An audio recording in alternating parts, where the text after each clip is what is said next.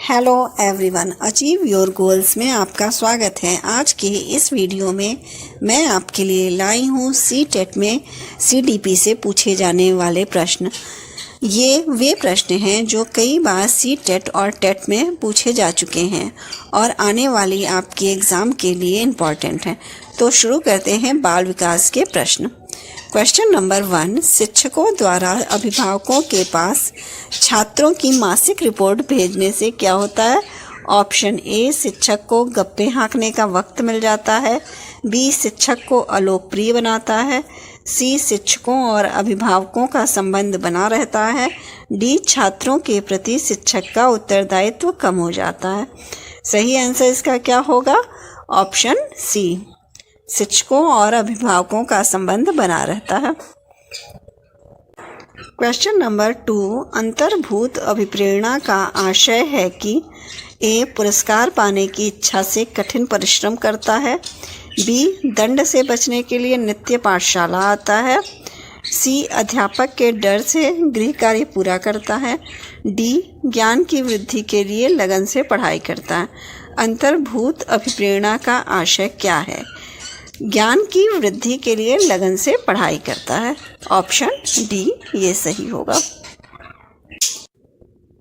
Question number 3, अध्यापक बनने के लिए टीचर ट्रेनिंग क्यों जरूरी है? ए, इस काम के लिए इस परीक्षा का पास करना जरूरी है। बी, इस ट्रेनिंग से अध्यापक को मान्यता मिलती है। सी, इस ट्रेनिंग से उसे एक अच्छा शिक्षण के मूल एवं आवश्यक सिद्धांतों का ज्ञान हो जाता है। डी, इस ट्रेनिंग से अध्यापक की अभिरुचि का पता लगता है। इसका सही आंसर क्या होगा कि अध्यापक बनने के लिए टीचर्स ट्रेनिंग क्यों जरूरी है? क्योंकि इस ट्रेनिंग से एक अच्छा शिक्षण के आवश्यक सिद्धांतों का शिक्षक को ज्ञान हो जाता है। तो ऑप्शन सी हमारा सही होगा।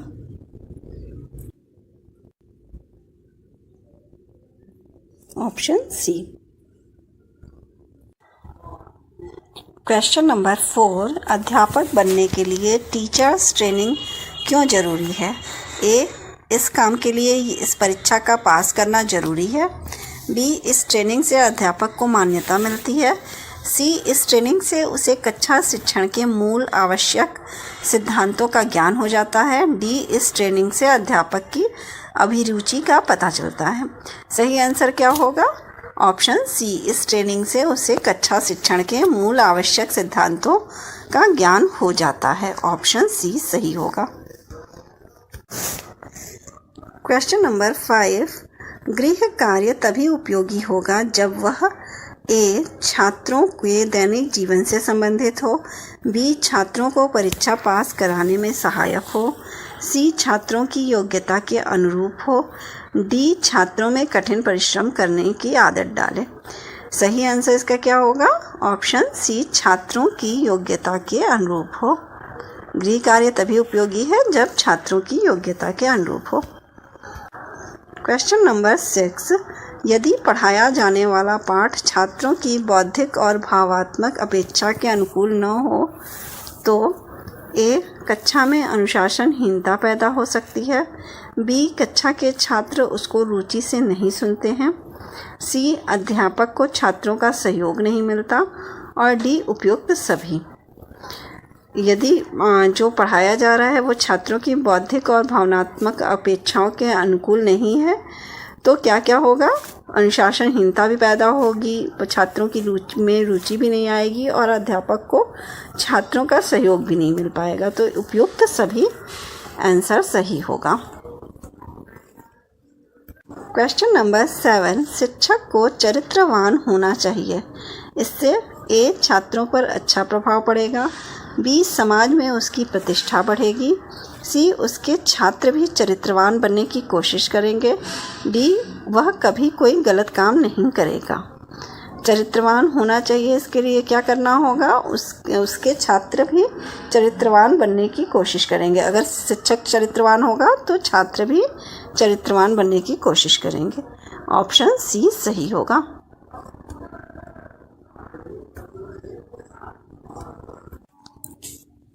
क्वेश्चन नंबर 8, छोटे बच्चों की कक्षा में किस विषय पर शिक्षण देना अनावश्यक होगा? ए, दांतों की रक्षा। बी व्यवसाय का चुनाव, सी पोषाहार और डी देशभक्ति।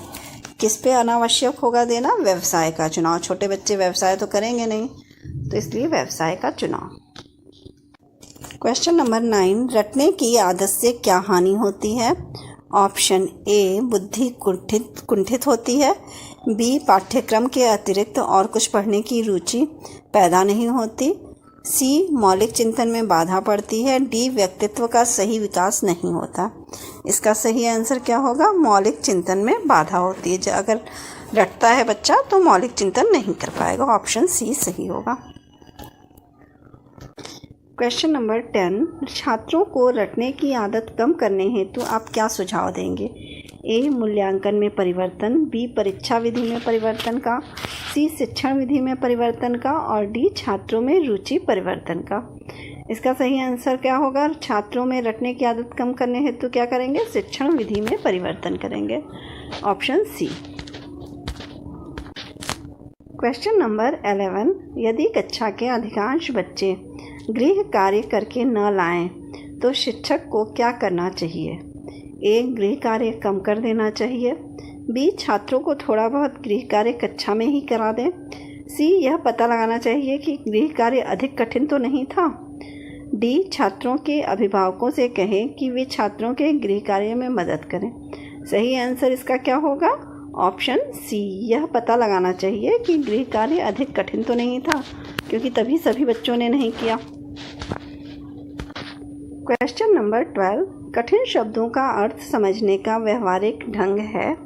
ए उनका पर्यायवाची शब्द बताना, बी उनका विलोम शब्द बताना, सी उनको वाक्य में प्रयोग करना सिखाना और डी उपयुक्त में से कोई नहीं। क्या सही होगा कठिन शब्दों का अर्थ समझाने के लिए? उनको वाक्यों में प्रयोग करना सिखाना। तो ऑप्शन सी हमारा सही होगा।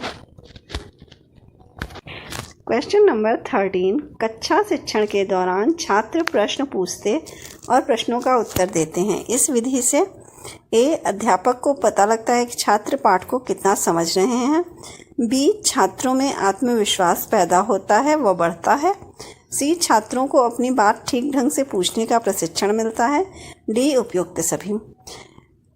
जब छात्र प्रश्न पूछते हैं और प्रश्नों का उत्तर देते हैं तो उससे ये तीनों ही बातें होती हैं।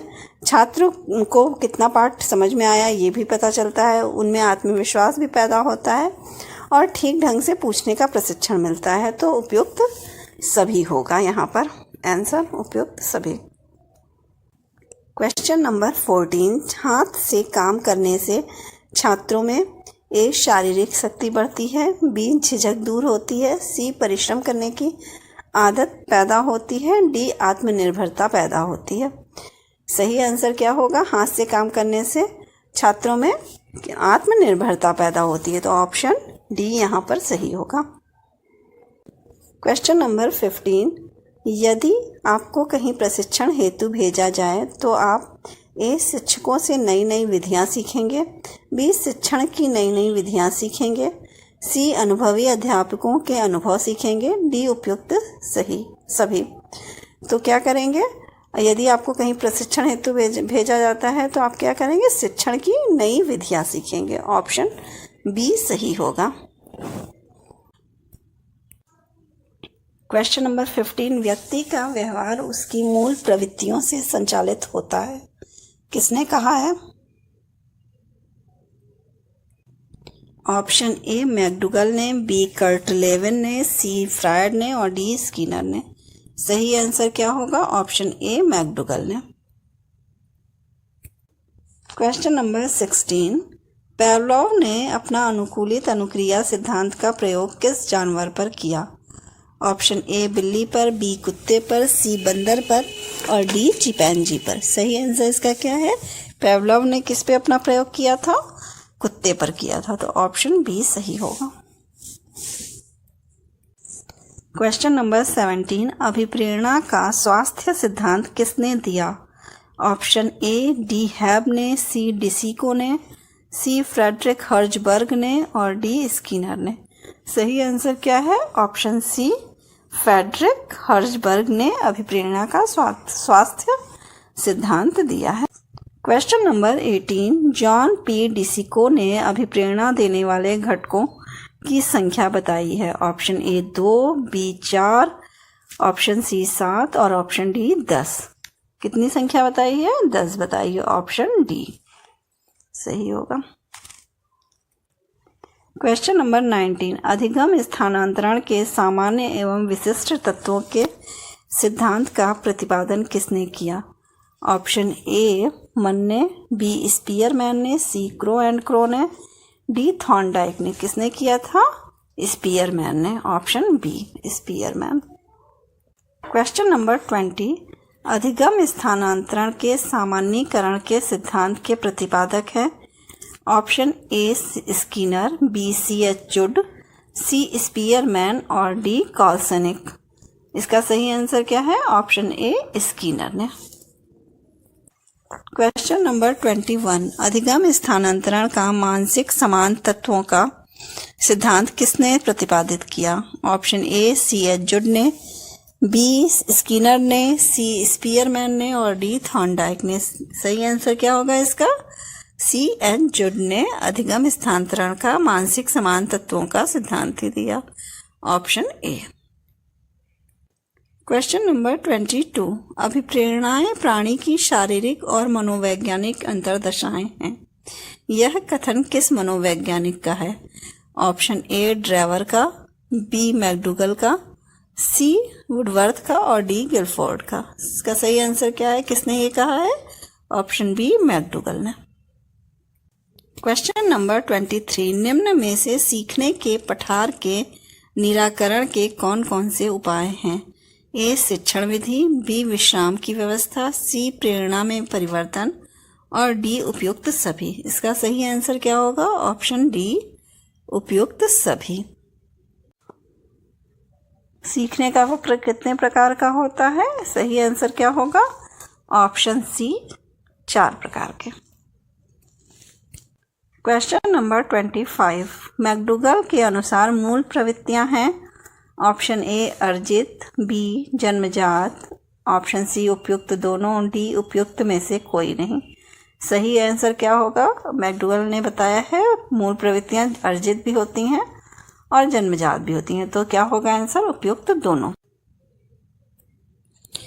क्वेश्चन नंबर 26, निम्नलिखित में से अभिप्रेरणा चक्र के संघटकों का सही क्रम है। ऑप्शन ए प्रोत्साहन, चालन, आवश्यकता, बी चालन, आवश्यकता, प्रोत्साहन, सी आवश्यकता, चालन, प्रोत्साहन और डी आवश्यकता, प्रोत्साहन, चालन। कौन सा क्रम होगा? इसका सही क्रम होगा ऑप्शन सी आवश्यकता, चालन और प्रोत्साहन। क्वेश्चन नंबर 27, बालकों में अधिगम संबंधी योग्यताओं का विकास होता है।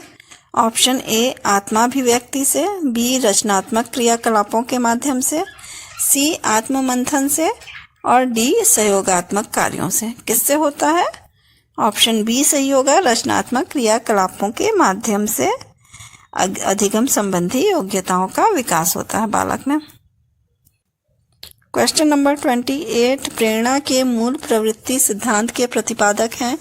Option A Freud, B Skinner, C Nunn और डी मैकडूगल। कौन है प्रेरणा के मूल प्रवृत्ति सिद्धांत के प्रतिपादक? मैकडूगल हैं। तो ऑप्शन डी। क्वेश्चन नंबर 29, प्रेरणा किसकी व्याख्या करती है?